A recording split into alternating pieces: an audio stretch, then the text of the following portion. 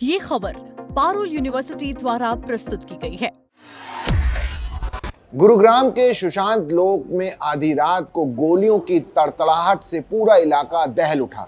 दीपक Nadal gang के 4 shooter police मुठभेड़ में मौके पर ढेर हो गए। 1 करोड़ की रंगदारी मांगने आए बदमाशों को पुलिस ने 3 तरफ से घेर कर मार गिराया। गुरुग्राम के पूरे इतिहास में पहली बार एक ही मुठभेड़ में 4 अपराधी मारे गए हैं। नमस्कार, मेरा नाम है अंशुल शर्मा और आप देख रहे हैं दैनिक जागरण। गुरुग्राम जहां एक ऐसी सनसनीखेज घटना घटी जिसकी कहानी किसी एक्शन फिल्म से कम नहीं है। एक बिजनेसमैन को बचाने के लिए पुलिस पहले से जाल बिछाकर बैठी थी और जैसे ही शूटर आए, गोलियों की तड़तड़ाहट से आसमान गूंज उठा।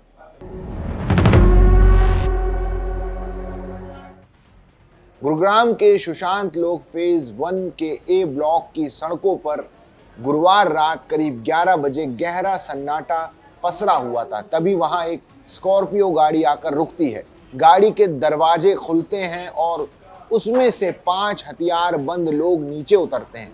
इन बदमाशों का निशाना था मशहूर बिजनेसमैन विशाल बेरी का घर।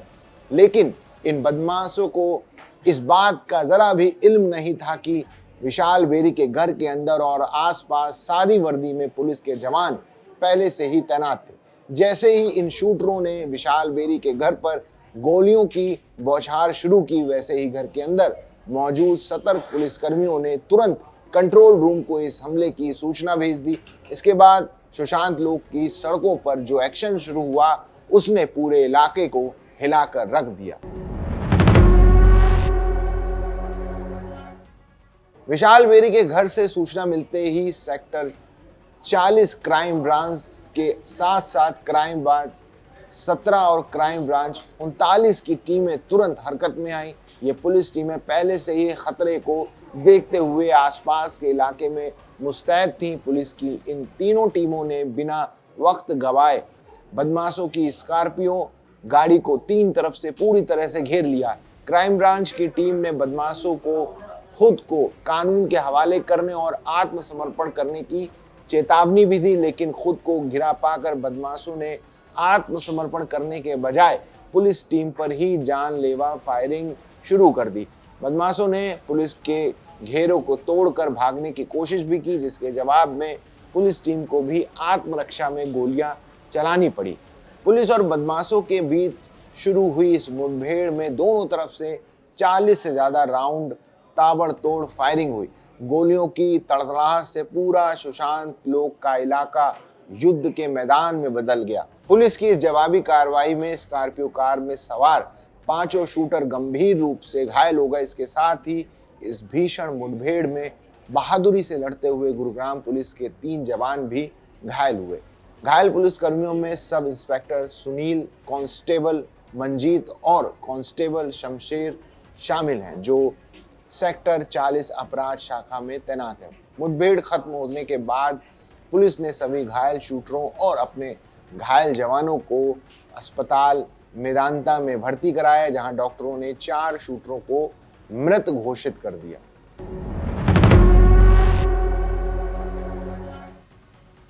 गुरुग्राम पुलिस के अधिकारियों के मुताबिक जिले के इतिहास में शायद ये पहली बार हुआ है जब एक ही मुठभेड़ में 4 खूंखार अपराधियों को मार गिराया गया।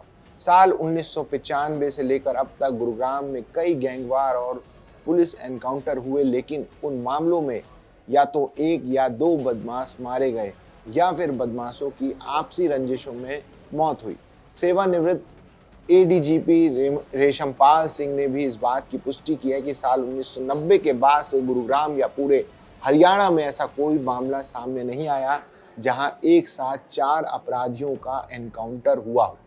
पुलिस की इस बड़ी कार्रवाई में मारे गए 4 शूटरों में से 3 रोहतक के रहने वाले थे, जबकि एक फतेहाबाद के टोहना का निवासी था। वहीं घायल 5वें शूटर का संबंध नूंह से बताया जा रहा है।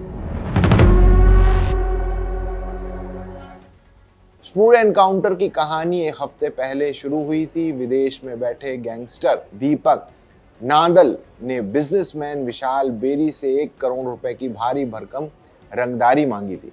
पिछले एक हफ्ते से विशाल बेरी को लगातार धमकी भरे मैसेज मिल रहे थे। खतरे की गंभीरता को देखते हुए गुरुग्राम पुलिस ने विशाल बेरी के घर की सुरक्षा बढ़ा दी थी। पुलिस ने घर के अंदर और बाहर सादी वर्दी में जवान तैनात किए थे और सुरक्षा के लिए घर के बाहर बोरियां रखकर एक मजबूत सुरक्षा दीवार तक बनाई गई थी। घटना के वक्त घर के अंदर विशाल बेरी, उनकी पत्नी और 2-3 घरेलू सहायक मौजूद थे, जिन्हें पुलिस ने पूरी तरह सुरक्षित बचा लिया। पुलिस ने बदमाशों के पास से भारी मात्रा में हथियार बरामद किए हैं, जिन्हें फॉरेंसिक टीम ने अपने कब्जे में ले लिया। इस घटना ने देश के कुछ अन्य बड़े एनकाउंटर मामलों की यादें ताजा करती, जिसमें 4 अपराधी एक साथ मारे गए थे। पहला मामला 6 दिसंबर 2019 का है, जब तेलंगाना में पुलिस ने हैदराबाद में एक महिला से रेप और हत्या के 4 आरोपियों को शाद नगर के पास एनकाउंटर में ढेर कर दिया था। पुलिस का दावा था कि वे भागने की कोशिश कर रहे थे।